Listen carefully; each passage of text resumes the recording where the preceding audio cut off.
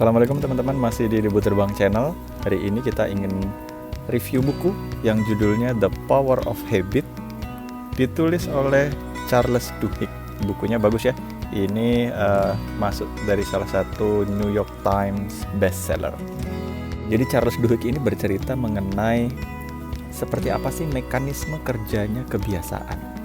Jadi diceritakan tuh ada sekumpulan peneliti yang meneliti ini ada satu kasus orang yang mengalami gangguan pada bagian otaknya karena satu dan lain hal, kecelakaan. Kemudian orang ini tuh kayak punya penyakit short term memory loss lah, kayak punya masalah itu. Jadi dia ini suka lupa, kayak misalnya saya sudah melakukan apa, ini kamu siapa, dan seterusnya. Tetapi yang anehnya adalah meskipun orang ini punya gangguan dalam salah satu bagian otaknya, ternyata kebiasaan hal-hal yang berkaitan dengan kebiasaan, misalnya seperti kalau misalnya dia lapar, dia langsung ke dapur, dia buka selai kacang, langsung buat roti dan seterusnya, itu kok tidak terganggu. Jadi para ilmuwan itu meneliti sebenarnya kenapa kok orang ini bisa terganggu dalam hal yang berkaitan dengan memahami kamu siapa, di mana, saya habis ngapain, tetapi kok habit dia, kebiasaannya kok gak terganggu. Apakah tempat penyimpanannya ini berbeda gitu? Apakah bagian otak yang bertanggung jawab terhadap habit ini berbeda? Nah kemudian ditemukan bahwa ternyata emang beda nih katanya. Bagian yang bertanggung jawab terhadap habit itu adalah salah satu bagian otak yang disebut basal ganglia. Jadi bagian otak yang paling dalam, basal ganglia, yang bisa dilihat di sini yang gambarnya warna merah itu adalah bagian otak yang bertanggung jawab terhadap kebiasaan. Mungkin kurang lebihnya kebiasaan yang sudah dilakukan bertahun, kemudian terekam dalam, itu tertanam di situ. Itu yang kadang-kadang membuat orang-orang kok merasa sangat sulit menghilangkan kebiasaan buruknya. Kayak misalnya orang dia pecandu atau macam-macam ya, kebiasaan orang untuk dia pengen diet kok susah banget karena selalu ngemil dan seterusnya. Itu karena ternyata bahwa kebiasaan itu dia tertanam di situ, dan kebiasaan itu kata Charles Duhigg di bukunya ini ternyata tabiatnya itu adalah tidak bisa di-delete. Jadi kalau kita beranggapan bahwa saya pengen mendelete kebiasaan ini, itu ternyata nggak bisa karena dia udah terekam di dalam situ. Nah kenapa nggak bisa? Ayo kita lihat bagaimana bahasan ini menurut Charles Duhigg. Oke ya, jadi tadi kita udah bahas bahwa kebiasaan itu kalau menurutnya di bukunya Charles Duhigg ini The Power of Habit itu yang bertanggung jawab terhadap kebiasaan itu adalah bagian otak yang namanya basal ganglia itu. Jadi once kita sudah punya satu kebiasaan yang udah mendalam, yang lama, itu dia imprinted di situ, udah terekam di situ, dan itu tidak bisa di-delete. Nah, kenapa nggak bisa di-delete? Pertama kita harus pahami dulu, ini kata Charles Duhigg, yang disebut dengan habit loop. Jadi urut-urutan, flow-nya seperti apa nih sesuatu yang kita kenal dengan kebiasaan. Flow yang pertama itu adalah dia bilang harus ada cue. Cue itu sinyalnya, isyarat. Harus ada sinyal atau isyarat. Yang kedua, setelah ada isyarat, begitu melihat isyarat itu, orang akan melakukan hal yang sudah rutin dia lakukan karena tertrigger, terpancing oleh isyarat itu. Jadi pertama isyarat atau sign-nya dulu, sinyalnya dulu. Yang kedua adalah rutinitas yang dilakukan karena terpancing dengan sinyal itu. Yang ketiga itu adalah reward, adalah hadiah lah. Reward atau hadiah yang orang itu dapatkan karena dia melakukan rutinitas itu.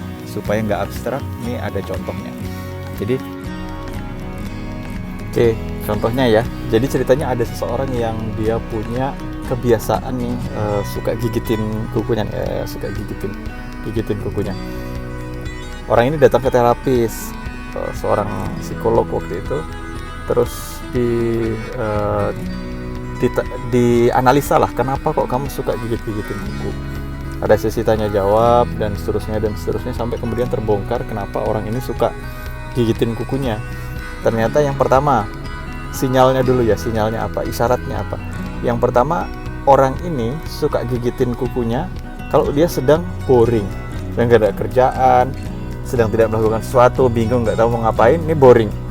boring itu sebagai sinyalnya tuh, nggak ada kerjaan atau apa-apa terus dia boring. Nah itu sinyal pertama. Setelah sinyal pas boring, kemudian dia lakukan gigitin kuku nih pas dia boring, dia gigitin kuku gitu. Setelah gigitin kuku satu, terus lanjut ke berikutnya terus kayak gitu dia gigitin gitu.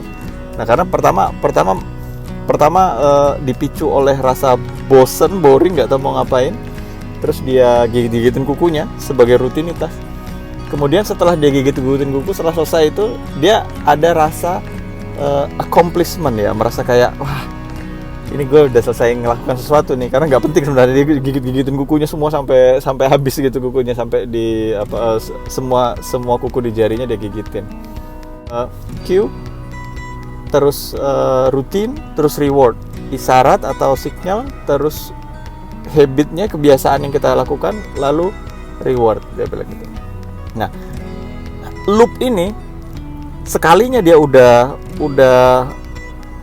sering banget kita lakukan, begitu dia kerekam di basal ganglia itu tadi, ini nggak bisa dihentikan. Begitu ada sinyalnya muncul, pas sinyalnya muncul tuh kita udah kayak mesin otomatis. Begitu dia boring, ini contoh cewek tadi ya, ini otaknya tuh langsung gigit kuku dong, sebagai sebagai lanjutan dari sinyal boring itu. Oh iya ding, jadi gigit kuku tuh otomatis tanpa dia pikirin. Setelah selesai dia gigit kuku, dia akan mendapatkan reward, rasa happy, rasa senang karena udah accomplish sesuatu. Oh iya, akhirnya kuku-kukunya udah dia gigitin, udah panjang, kayak seolah-olah rasa happy udah mencapai sesuatu lah, udah accomplish sesuatu gitu.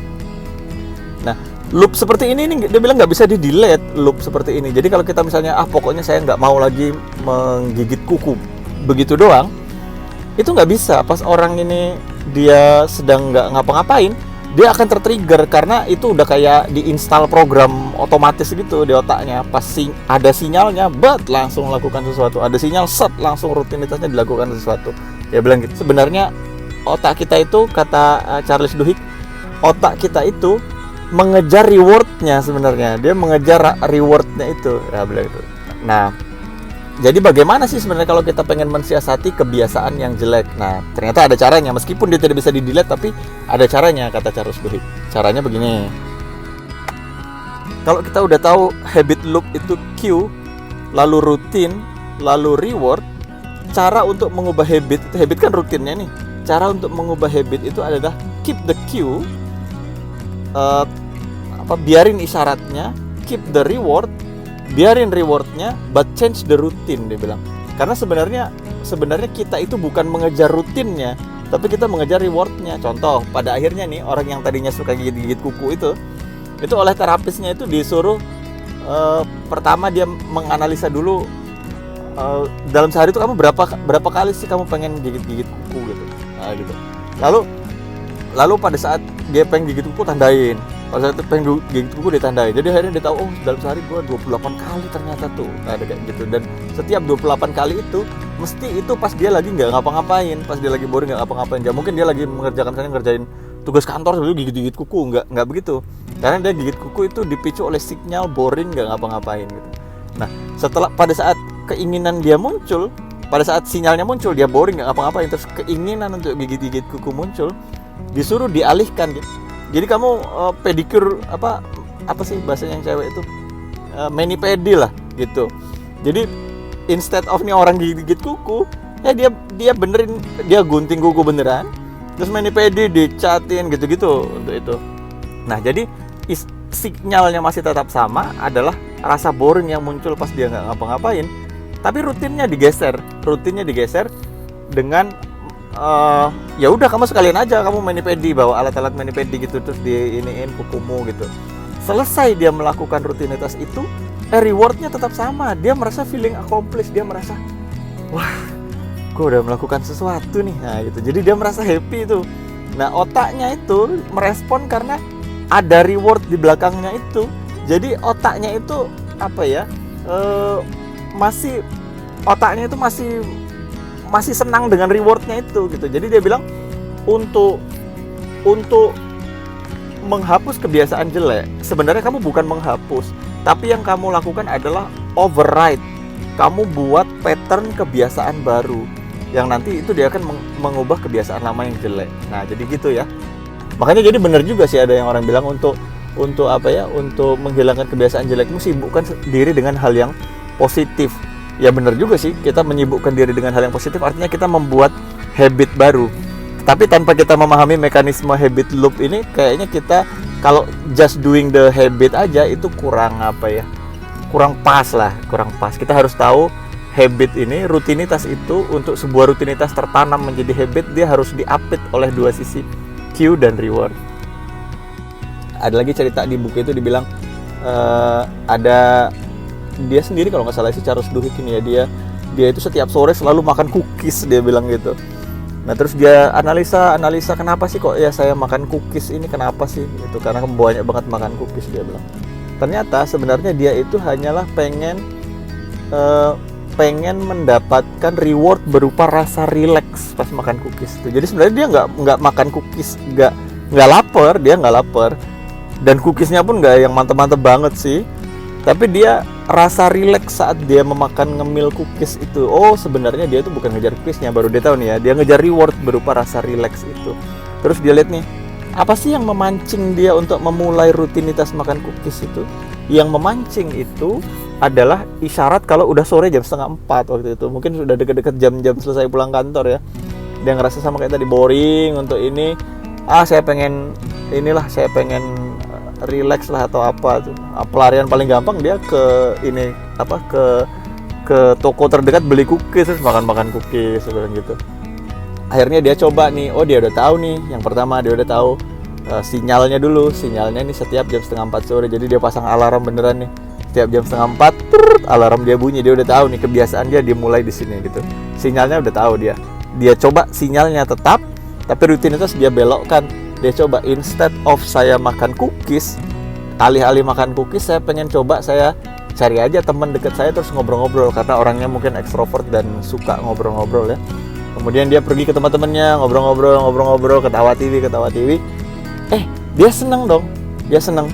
Pada saat dia senang itu, rewardnya ternyata sama dengan reward dia makan cookies itu ya. Dia mendapatkan perasaan santai dan rileks karena dia ngobrol dengan teman-temannya. Memang awal-awalnya sulit, dia bilang gitu. Tetapi kalau patternnya, polanya dipahami, isyaratnya tetap, rewardnya tetap, rutinitasnya yang digeser, dia bilang gitu. Dia bisa menimpuk kebiasaan lama itu, di override lah, kayak file tuh ditimpuk dengan file baru lah gitu kali ya di hard disk itu. Akhirnya dia bisa menghapus kebiasaan lamanya gitu. Nah bukunya menarik, cuman mungkin sangat tebel kali ya. Jadi begitu banyak data-data di dalamnya, cerita-cerita juga banyak sebenarnya. Untuk fast reading barangkali agak sulit, tapi kalau untuk yang memang hobi pengen baca mendetail, bukunya enak, apalagi kita supaya bisa dipraktekkan dalam kehidupan yang simpel sehari-hari ya, mengetahui habit loop. Nah ini menarik banget. Baik, itu aja supaya tidak berpanjang kata. Bagaimana menurut teman-teman? Kalau menarik silakan subscribe. Nanti kita akan bahas lagi hal-hal mengenai spiritualitas dan personal development yang praktikal bagi kehidupan sehari-hari. Sampai jumpa di bahasan berikutnya. Wassalamualaikum.